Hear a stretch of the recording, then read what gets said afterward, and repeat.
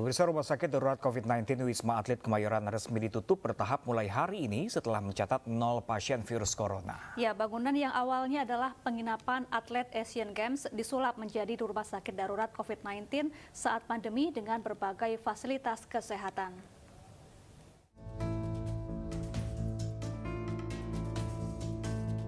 Rumah Sakit Darurat COVID-19 atau RSDC Wisma Atlet Kemayoran yang mencatat 0 pasien virus corona yang dirawat sejak Kamis lalu berhenti beroperasi mulai hari ini.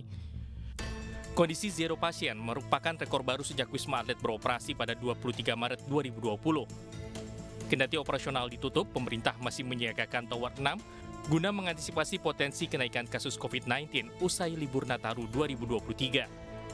Tower 6 saat ini memiliki 1.651 tempat tidur di 24 lantai. Tower itu dipilih karena aksesnya mudah dan fasilitas yang cukup.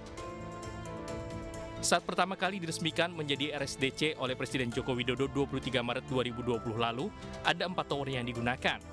Dari 4 tower itu, ada tempat isolasi pasien corona hingga laboratorium dan ruang radiologi.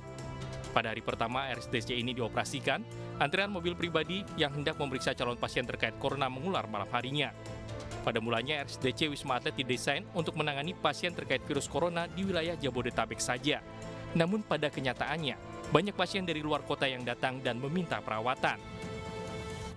Sekitar 1 bulan setelah kasus pertama COVID-19 diumumkan, tepatnya pada Kamis 9 April 2020, sebanyak 3 tower di Wisma Atlet Kemayoran dialihkan lagi fungsinya sebagai fasilitas penanganan COVID-19, sehingga total ada 7 tower di Wisma Atlet Kemayoran. Pada September 2020, seluruh lampu di kamar RSDC Wisma Atlet menyala viral di media sosial. Kepala Penerangan Kogab Wilhan 1 Kolonel Marinir saat itu, Aris Mudian, menjelaskan menyalanya lampu-lampu di Wisma Atlet itu bukan berarti semua tower terisi pasien COVID-19. Dari 7 tower yang disiapkan di Wisma Atlet, hanya 2 yang digunakan untuk menangani COVID-19. 1 tower untuk menangani pasien COVID-19 dan 1 tower lagi untuk observasi.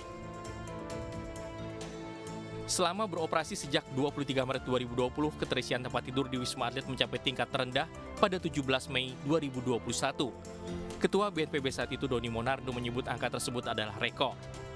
Saat Indonesia mengalami gelombang virus corona akibat varian Delta, kapasitas RSDC Wisma Atlet sempat mencapai 90%. Pasien pun diarahkan ke Rusun Nagrak di Cilincing. Varian Omicron pada Desember 2021 ditemukan di Indonesia. Kasus pertama Omicron ini ditemukan di Wisma Atlet Kemayoran, kemudian Wisma Atlet di-lockdown selama 7 hari. Pada 23 Maret 2022 atau 2 tahun RSDC Wisma Atlet beroperasi, jumlah pasien Wisma Atlet Kemayoran terus mengalami penurunan. Saat itu ada 896 pasien yang masih dirawat. Hingga akhirnya tercatat 0 pasien di bulan ini, hingga pemerintah memutuskan dihentikannya operasional RSDC Wisma Atlet. Ya, lalu bagaimana suka duka para nakes selama bertugas di Rumah Sakit Darurat COVID-19 Wisma Atlet? Sudah bergabung bersama kami Dr. Debrina Dewi Lumanau, salah satu nakes yang sempat mengabdi di sana. Selamat sore Dr. Debrina, apa kabar? Oh maaf, masih mute, maaf. Baik, Sorry, ya. apa kabar semuanya? Baik. Baik, Dr. Debrina, sejak kapan ini mengabdi dan bertugas di Wisma Atlet? Nah, waktu itu waktu gelombang pertama sekali. Jadi waktu pertama Wisma Atlet dibuka, kalau nggak salah itu Maret 2020, dan saya di sana 2 periode. Jadi selama 2 bulan di sana. Oke, 2 tahun lamanya sudah bergabung di Wisma Atlet di sana. Nah, sejauh ini Dr. Debrina, apa saja kesan yang paling mendalam ketika itu bertugas di sana? Kesan paling yang diingat sih pas pertama kali ya, karena pertama kali itu kan kita masuk ke sana sama-sama masih bingung banget tentang baik tentang Wisma Atletnya atau tentang virusnya sendiri gitu kan. Kita satu dunia masih nggak tahu ini virusnya sebenarnya harus digimanain, kita cuma lihat guideline yang ada. Dan waktu itu pasien udah banyak sekali yang masuk. Jadi kita harus akan-akan menjadi orang yang paling tahu di dalam ruangan. Pasien semua datang berharap kita bisa menyembuhkan gitu kan. Padahal terus terang kita sama-sama bingung juga gitu. Cuman kita harus memberikan pelayanan yang terbaik, kita harus melakukan apa yang paling baik untuk pasien. Ini situasinya situasi yang menurut saya nggak pernah kita dapetin kalau nggak ada pandemik dan nggak ada Wisma Atlet sih. Ya, Dr. Debrina, sempat ada masa-masa di mana pasien membludak di Wisma Atlet, terutama saat varian Delta dan juga Omicron datang di Indonesia. Apa suka duka dokter saat menangani pasien di masa-masa yang bisa dikatakan paling sulit saat itu? Kebetulan waktu Omicron sama Delta saya tidak di Wisma Atlet, cuman mungkin feelingnya saya rasa sih satu dunia sama ya, nggak cuma di Indonesia, tapi satu dunia rasanya sama. Kita sama-sama, satu terus terang secara fisik lemah, capek, ya kan? Karena kita beneran kita kan kerjanya shift. Nah, shiftnya itu bisa nge-double gitu karena over exposure shift kita, karena udah beres shift, kita harusnya udah beres tapi masih banyak PR yang kita lakukan, masih banyak lemburan, jadi sekalian aja kita terusin istirahatnya di dekat-dekat tempat dinas, dan ya udah diterusin lagi ke seterusnya gitu. Dan juga sama-sama ngelihat teman-teman waktu itu banyak yang tumbang juga ya, banyak yang kena Delta juga, banyak kena Omicron juga, jadi kita jadi double shift mau nggak mau untuk nge-cover itu yang kalau yang nggak kena. Capek sih, nomor satu secara fisik kita capek sih, cuman dan tentu capek fisik, tentu mental juga udah lumayan capek pas itu ya. Cuman lagi-lagi lihat, sebenarnya kalau dari saya pribadi, saya lihat teman-teman dan lihat pasien yang nyemangatin satu sama lain, itu jadi cerita sendiri juga buat kita gitu. Jadi lagi-lagi kalau nggak ada pandemik dan nggak ada Delta, nggak ada Omicron gitu ya, saya rasa saya nggak pernah bisa lihat semua orang itu rasa juangnya sama-sama besarnya, dan sama-sama yang pasien malah jadi yang nyemangatin dokternya gitu. Debrina, saat itu, Dokter Debrina, saat itu yang menguatkan Dokter Debri untuk mengatasi para pasien seperti apa, Dokter Debri? Karena kita ketahui juga banyak nakes yang juga berguguran akibat virus ini, seperti apa? Apa yang menguatkan ketika itu? Di videonya mungkin saya ada share juga, cuman salah satu contohnya yang tadi saya bilang, pasien malah jadi pasien yang nyemangatin dokternya gitu. Mungkin pasiennya juga lihat ini ya, lihat dari sosial media atau dari berita ya, kalau dokternya juga sama-sama capek gitu kan. Tapi kita sering banget nih, kita ketemu pasiennya lagi tulis-tulis, semangat dok, terima kasih udah berjuang gitu ya. Itu beda rasa kepuasannya yang didapatkan dari bekerja, itu beda dengan melihat itu semua. Itu saya rasa nggak bisa dibeli dan nggak bisa digantikan dengan cara gratifikasi apapun itu gitu ya. Ya sih, itu paling penyemangat nomor satu mungkin dari saya, buat saya itu. Yang kedua mungkin pasti dari keluarga sama teman-teman ya, yang selalu setiap hari kirim doa, kirim semangat untuk kerja di sana. Ya, dokter, hari ini RSDC Wisma Atlet resmi ditutup. Apa yang ingin disampaikan kepada rekan-rekan sesama nakes dan juga masyarakat?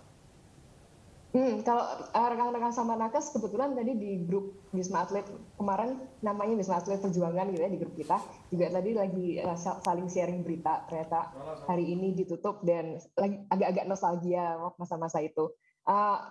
Saya kehormatan banget sih buat saya udah pernah berjuang bersama di Wisma Atlet atau di tempat-tempat lainnya yang waktu zaman COVID saya di sana.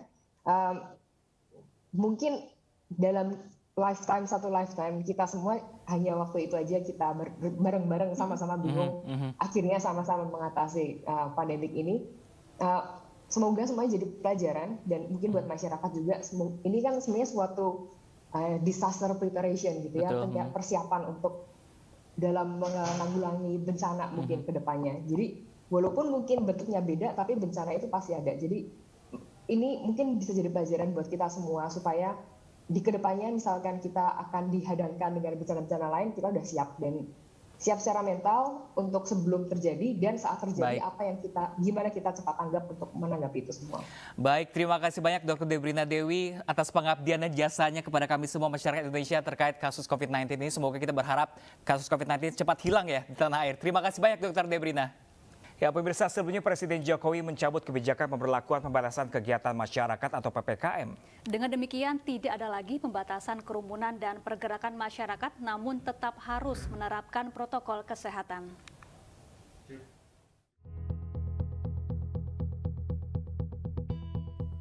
Presiden Joko Widodo mencabut kebijakan pemberlakuan pembatasan kegiatan masyarakat atau PPKM sejak Jumat 30 Desember 2022. Dengan dicabutnya aturan PPKM, maka pembatasan kerumunan serta pergerakan masyarakat tidak berlaku lagi. Pencabutan aturan PPKM setelah pemerintah melakukan kajian selama 10 bulan. Setelah mengkaji dan mempertimbangkan perkembangan tersebut, Kita ini mengkaji sudah lebih dari 10 bulan dan lewat pertimbangan-pertimbangan yang berdasarkan angka-angka yang ada, maka pada hari ini pemerintah memutuskan untuk mencabut PPKM yang tertuang dalam Instruksi Mendagri nomor 50 dan 51 tahun 2022. Jadi tidak ada lagi pembatasan kerumunan dan pergerakan masyarakat. Meski pemerintah mencabut aturan PPKM, namun Kementerian Kesehatan mengingatkan bahwa dunia dan Indonesia masih dalam kondisi pandemi COVID-19. Hingga kini Organisasi Kesehatan Dunia (WHO) belum mencabut status pandemi COVID-19. Intervensi pemerintah di bidang kesehatan perlu dialihkan menjadi partisipasi masyarakat di bidang kesehatan. Jadi kata yang penting di sini adalah dari strategi pandemi menjadi endemi di Indonesia, penting untuk satu secara bertahap, dua terjadi transisi dari intervensi pemerintah di bidang kesehatan, tiga menjadi partisipasi masyarakat di bidang kesehatan. Meski status PPKM dicabut, namun masyarakat diimbau waspada terhadap penyebaran COVID-19. Masyarakat juga dihimbau tetap mengenakan masker dan rajin mencuci tangan guna pencegahan berbagai penyakit. Tim Liputan iNews melaporkan.